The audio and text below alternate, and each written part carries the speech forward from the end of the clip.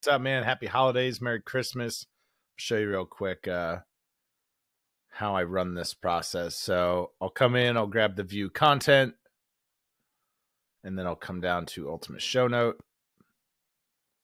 Next thing I'm looking for the keywords here. I'll grab the keywords, copy those. Oh, you know what? I got to grab the link here for. Let's do that. Copy link, drop to this in Opus. All right, so that's gonna load. This is fully uploaded to YouTube, so that's gonna render there. We'll copy those keywords. We'll come back to Opus. I'm gonna use those keywords to inform the clips. Looking for 30 to 60-second clips. I have a few different templates, but this one is typically the one that I use. So let's just make sure I got the link.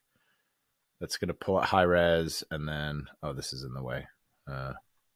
Get clips in one click. That's my process for actually generating the clips using Swell to inform the Opus kind of clipping process. Then when those clips generate, I'm going to go through and sound check them real quick just to kind of make sure. What's really helpful for me is inside of Opus, they score the clips.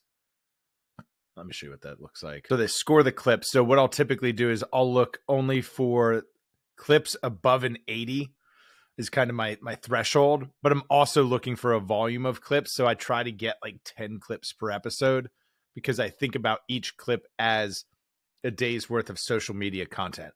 So if I can generate one episode, even just 7 clips, that's a week's worth of content. That's how I'm thinking about the number of clips that I want to generate. Is it's a piece of content for each day of the week based on that episode. So that's the exact workflow. I'm going to include another Loom video. Once I get those clips, I do some finishing work inside of Veed. So I'll show you exactly what I do to finish the clips in Veed in a separate Loom, but this is the workflow using Swell and Opus. Hope that's helpful.